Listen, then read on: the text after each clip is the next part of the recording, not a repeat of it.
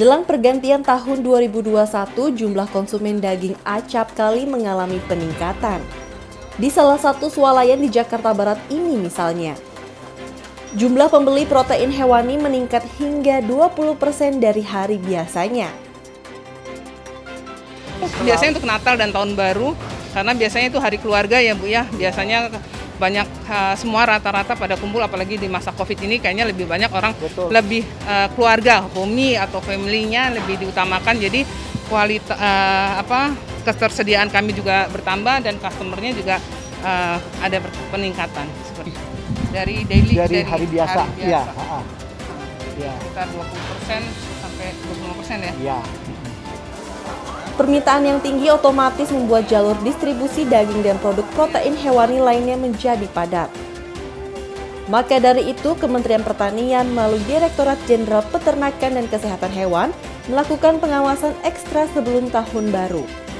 Dalam hal ini, Direktur Kesehatan Masyarakat Veteriner berkoordinasi dengan Dinas Ketahanan Pangan, Kelautan dan Pertanian Provinsi DKI Jakarta melakukan monitoring dan pengawasan untuk menjamin keamanan serta mutu dari produk hewan yang beredar. Caranya, dengan memastikan produk hewan disuplai dari unit usaha yang telah memiliki sertifikat nomor kontrol veteriner.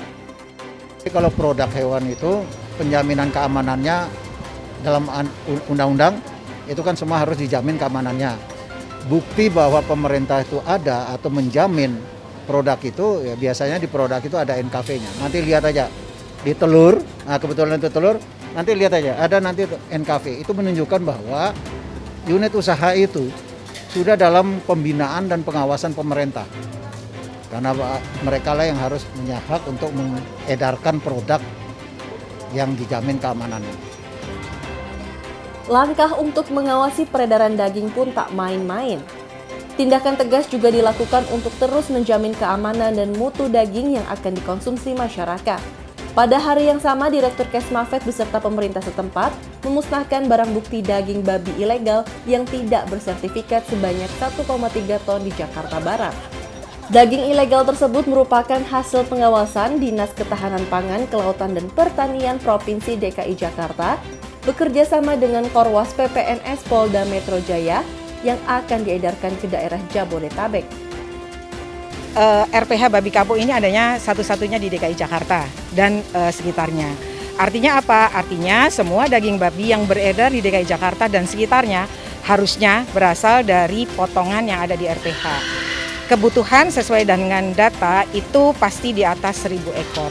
Namun demikian, kenapa ternyata data yang kami pegang pemotongannya itu di bawah itu? Artinya apa? Artinya terjadi pemotongan di luar RPH. Nah, kami bekerja sama dengan Korwas PPNS Polda Metro Jaya mendapatkan banyak informasi seperti itu, kemudian kita menindaklanjuti.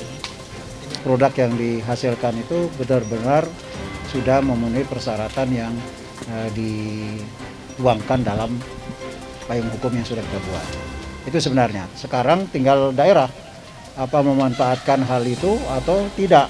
Ya. Tapi yang jelas bahwa tadi saya dapat informasi ini daging datang tanpa surat, tanpa apa, terus kemudian tidak jelas asalnya ada asal mungkin secara lisan dapat, tapi karena tidak ada dokumen yang resmi ya mereka mungkin melakukan penangkapan. Dan itu dikerjasamakan dengan Korwas PPNS di Polda Metro Jaya.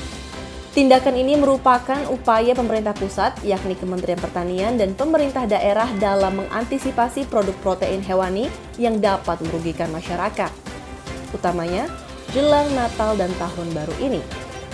Betari Laras, Akbar Prakoso, Tim TV Tani mengabarkan.